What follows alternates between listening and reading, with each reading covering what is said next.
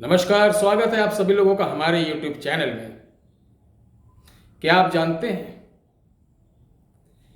कि हम जिस रसोई का किचन का प्रयोग करते हैं वो हमारे जीवन में कितनी महत्वपूर्ण होती है। एक छोटी सी गलती आपके परिवार के सभी सदस्यों को धन से, मन से व स्वास्थ्य से परेशान कर सकती है। जी हाँ, मैं बात कर रहा हूँ। आज मैं बताऊंगा आपको कि किचन में क्या सावधानियां बरतनी चाहिए। हमारी माताएं बहनें विशेषकर सुनेंगी। आपको याद होगा, ज़्यादा साल तो नहीं, 40-50 साल पीछे जाइए। आपके सासू माँ या आपकी दादी माँ या आपके घर में देखते होंगे किचन कितनी साफ रखी जाती थी। नहा के व्यक्ति जाता था, खाना बनाता था, खाना बनाने के बाद किचन के बाहर ही परोसता था। उसके अंदर कोई आदमी एंट्री नहीं कर पाता था। उसकी एक मर्यादा थी। और ऋतु मास में यानी मासिक धर्म के दौरान स्त्रियां, जो औरतें रहती थी, वो अपने धोती तब चलती थी, धोती सलवार सूट वगैरह नहीं चलते, वो अपने धोती के कॉर्नर पे पीले चावल बांध के गांठ मार के तब वो किचन में उस अशुद्धि के दिनों में जाके बनाती थी। तब लोग बहुत होशियार थे, सुखी थे, जीव जो परिवार था संयुक्त था। आज मॉडर्नाइज के चक्कर में देखो, रिलेशन सब खंडित होते चले जा रहे हैं, मानसिक विकार बच्चों के अंदर आ रहे हैं, चरित्र दूषित हो रहा है।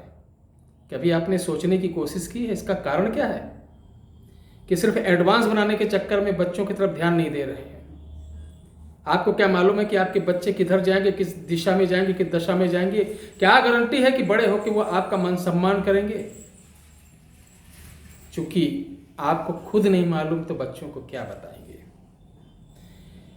बड़ा ही मतलब सोचनीय विषय है और बड़ी पीड़ा होती है कि आप अपने गार्जियन बच्चों को कभी लेके नहीं बैठते अपने धर्म की बात, अपने शास्त्रों की बात, अपने घर के, अपने कुल खानदान देवी देवताओं की बात, अपने बारे में, अपने दादा दादियों के बारे में, अपने कल्चर के बारे में कभी कोई चर्चा नहीं करता होगा। बस ये हाय मेरा बेटा ये है, वो कैंटोजोनिया में पढ़ता है, वो हाय कर देता, मम्मी को यार बोल दे, पापा को यार बोल दे तो बहुत स्टैंडर्ड हो जाता है। पिज़्ज़ा नूडल्स से ऑर्डर देने लगता है, गेम खेलने लगता है, मेरा बेटा ये है वो। ये स्टैंडर्ड नहीं, ये विनाश की ओर जा रहे हैं आपके बच्चे। धर्म को बचाना, संस्कृति को बचाना है, अपने संस्कार को बचाना। चाहते हैं कि बच्चे आपके संस्कारित होके बुढ़ापे में आपका सहारा बने, अच्छी सोच के मालिक बने, तरक्की करें, उन्नत करें, तो उनको आपको अच्छे संस्कार देना होगा।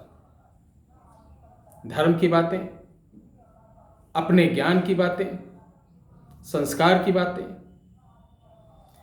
स्थिति के बारे में अवगत कराना, परिस्थिति के बारे में अवगत कराना, ये आपका माँ बाप का कर्तव्य बनता है। चलिए बताते हैं। अगर हमारी माताएं बहनें घर में किचन में खाना बना रही तो इन 3 बातों का विशेष ध्यान रखें। अगर आप इनको फॉलो करती हैं तो आपके घर में किसी प्रकार की दरिद्रता नहीं आएगी, घर में कलेश नहीं रहेगा और कोई जल्दी बीमार नहीं पड़ेगा। सबसे पहले हमारी माताओं बहनों को ये चाहिए कि अपने किचन को साफ रखें, स्वच्छ रखें। खाना बनाते समय बहुत कम लोग एंट्री करें। नहा धो के प्रसन्न मुद्रा में खाना बनाना चाहिए। बहुत से लोग क्या होते हैं, बच्चों को आजकल जल्दी, मम्मी ये लाओ, ला रही हूँ, वो गुस्से में घोंटे बहाए हैं, फ्राई करे बहाए हैं, ये लो इसको भी देना है, अब पति को भी ब्रेकफास्ट बनाना है। अच्छा, नारी भी बेचारी क्या करे? अब तो पहले एक नाश्ता बनता था, सब लोग करते, अब तो बेटा अलग खाएगा, बेटी का डिमांड दूसरा है, पति का डिमांड दूसरा है, तो बेचारी फंसी हुई है।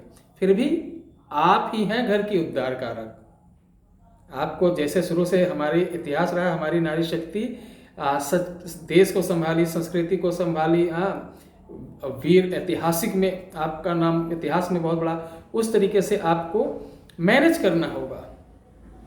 प्रसन्न, नंबर 1, प्रसन्न मुद्रा में आप भोजन बनाएंगे, भावपूर्ण। कभी आपने भंडारा में खाना खाया है? 5 स्टार में खा लीजिए, बेकार है। लेकिन भंडारे का जो टेस्ट मिलेगा, क्योंकि उसके अंदर भाव रहता है सभी लोगों का, उसका प्रसाद का टेस्ट ही अलग रहता है। इसी तरीके आप भावपूर्ण भोजन बनाइए और भावपूर्ण परोसिए। ठीक है। खाना बनाते समय बर्तन का साउंड बिल्कुल नहीं होना चाहिए। जो बहुत खन फन करते हैं, बार बार वो चिमचे लड़ाना, या वो बहुत ज़्यादा साउंड नहीं होना चाहिए। और हमेशा खाना कोशिश करें नॉर्थ फेस या ईस्ट यानी पूरब उत्तर की तरफ खाना जो लोग बनाते हैं, उस घर में धन की कमी बहुत कम रहती है। पश्चिम की तरफ मुंह करके खाना बनाने वाले उस घर की आवास में हमेशा आर्थिक तंगियों से मतलब जूझना ही पड़ता है, दिक्कतें उनको कुछ ना कुछ बनी रहती है। दक्षिण दिशा की तरफ अगर जो हमारी बहनें माताएं मुंह करके खाना बनाती हैं, उनके रिलेशन पारिवारिक या सामाजिक या रिश्तेदारों से अनबन बनी रहती है। अब तो वास्तु के हिसाब से लोग ज़्यादा अग्नि कोण पे बना रहे हैं, वो सबसे बढ़िया है, उसी बनाया। खाना बनाने के बाद ये तो तरीका हुआ। दूसरा ये है, जब आप खाना बना के परोसें, ठीक है, तो अगर ये खिलाने वाले व्यक्ति को ये बोल के आप मन में दे दें, ओम धन्य धान्य परिपूर्णे नमो नमः। ठीक है।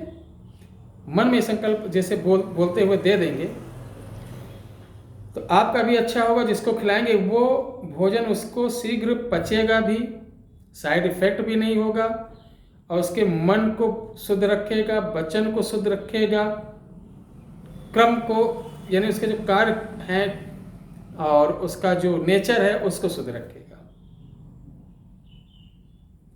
अब खाते वक्त ये भाई बहन बेटा बेटी सब लोग सुनो, अब खाते वक्त क्या करना चाहिए। सबसे पहले आप, अब तो भोजन मंत्र वगैरह कोई याद ही नहीं किसी को, भोजन मंत्र पढ़ना चाहिए, अगर नहीं मालूम है तो कुछ मत करिए।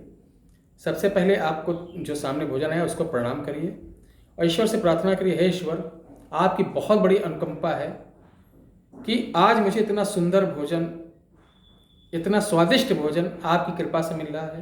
हे ईश्वर, मेरे और मेरे परिवार के ऊपर ऐसे कृपा बनाए रखने। प्रणाम करने के बाद थोड़ा सा पानी हाथ मिले और उस थाल या जो है ऐसे एक बार राउंड करके प्रणाम करके और प्रसन्नचित होके भोजन करें। ये नियम बना लीजिए।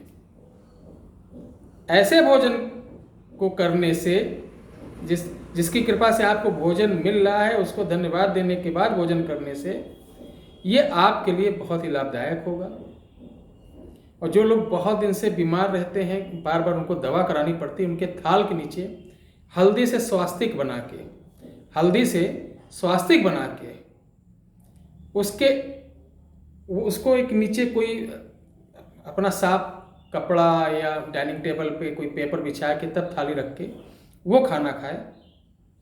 और खाते समय ये महसूस करें कि हम अब सही हो रहे हैं, दिन प्रतिदिन स्वस्थ हो रहे हैं, सुखी हो रहे हैं।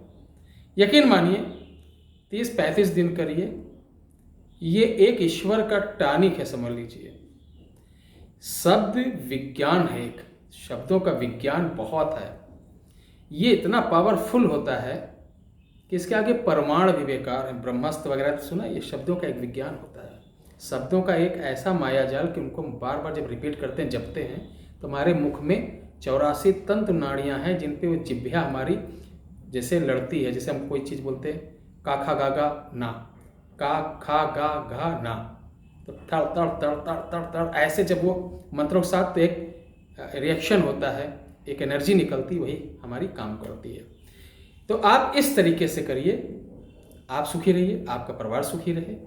बस यही मैं चाहता हूँ कि हमारा विश्व सनातन धर्म, सभी धर्म के लोग हमारी जो वीडियो देख रहे हैं वो भी सुखी रहें, उनके परिवार के लोग सुखी रहें, और हमारे जो सनातन धर्म की चीज़ें हैं वो हर व्यक्ति तक का पहुँचे, हर समाज के लोगों तक का पहुँचे, और जाने कि सनातन धर्म आज से हजारों साल पहले एक ऐसा चमत्कारी, ऐसा दिव्य, ऐसा पावरफुल,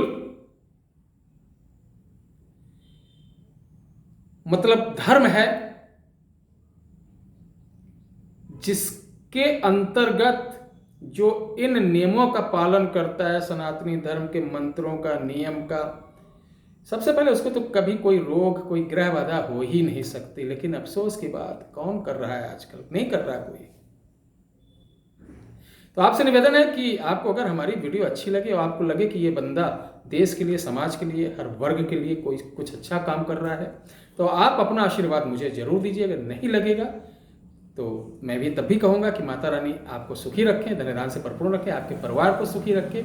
बस यही मैं चाहता हूँ कि हमारी वीडियो को शेयर ज़्यादा कर दें, ताकि निःशुल्क सेवा सबके पास पहुँचे। तंत्र मंत्र यंत्र के नाम पे 1 रुपये किसी को नहीं देना, वो कोई भी हो। हमारी सभी सेवाएं निःशुल्क हैं। कमेंट बॉक्स में कोई नंबर देता है, आपको कोई कॉल करता है कि गुरुजी के यहाँ से बोल रहे हैं, तो हमारे यहाँ ना कोई कॉल किसी को की जाती है, ना किसी को तंत्र मंत्र के नाम पे बोला जाता है कि मुझे इतना दो। ठीक है, इनसे आप सावधान रहें। बाकी धर्म की जय हो, भारत माता की जय हो। जय जवान, जय किसान, जय सनातन धर्म।